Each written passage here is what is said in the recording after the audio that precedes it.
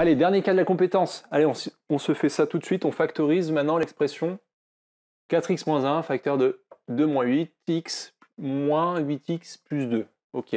Bon, on se souvient là, quand on factorise, on cherche à gauche et à droite de notre moins, mais là j'ai un moins et un plus. Donc je ne sais pas très bien ce que je dois factoriser ici, mais on voit que ça se rapproche de ça.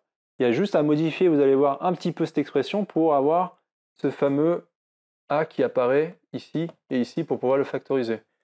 Donc il y a juste à faire apparaître des petites parenthèses, vous allez voir, pour vraiment que ce soit évident. Donc je réécris toute la partie ici.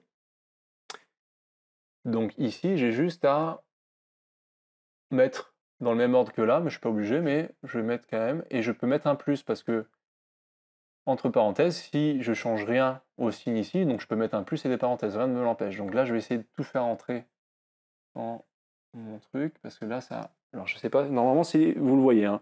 Donc là, j'ai bien réécrit exactement la même chose, c'est juste que j'ai changé un peu l'ordre pour avoir quelque chose qui ressemble à ce qu'on avait ici. J'ai mis un plus, rien ne m'en empêche. Quand je mets un plus avec des parenthèses, si je ne change pas les signes, ça ne change rien. Là, je peux vraiment faire apparaître mon facteur commun à gauche, à droite de ma somme. Tout le reste, je le mets en une autre couleur pour bien le faire apparaître. Et là, vous le savez très bien, parce qu'on l'a vu 50 fois, que quand j'ai un facteur qui est tout seul ici, je peux rajouter mon petit... Bon là, j'ai pas la place, je le mets en bas, mais j'avais un petit x1 que je peux rajouter ici. Donc je le ferai bien apparaître dans ma factorisation. Donc, ça nous donne facteur commun, ce qu'on a en orange. Donc c'est mon 2 moins 8x. D'accord.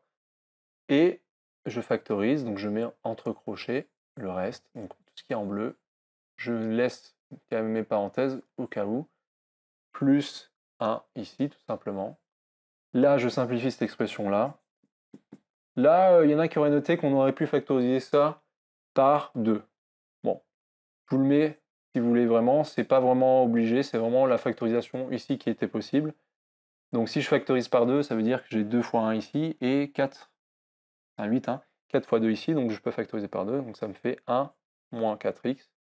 Si vous gardez ça, c'est pas non plus dramatique, hein. Je pense qu'il n'y a pas beaucoup de profs qui vont vous le dire, mais on ne sait jamais. Donc 4x moins 1, donc là je peux enlever les parenthèses, donc 4x moins 1 plus 1, ça me fait tout simplement 4x. Je peux mettre plus 0 si vous voulez, mais ça fait 4x. Alors là, on voit qu'on peut encore simplifier ça. Ouais, je vérifie, ouais, non, c'est bien ça. Sauf que 4x plus 0, donc ça fait 4x. 4x fois 2, je peux le mettre ensemble. 4x fois 2, c'est le 4 qui se multiplie, donc ça fait 8x. Et j'ai 8x facteur de 1 moins 4x. Ok? C'est un 4. Hein. Voilà. Donc je suis parti de là. Bim, bim, bim, bim. Donc on voit quand même la factorisation par 2 était quand même...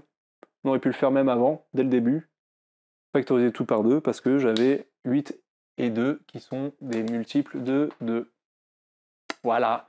Donc ça c'est un cas un petit peu compliqué encore une fois parce que là il n'y avait pas la parenthèse, donc il n'y avait pas grand chose à faire, il y avait juste à faire un petit plus et à rajouter les parenthèses, factoriser.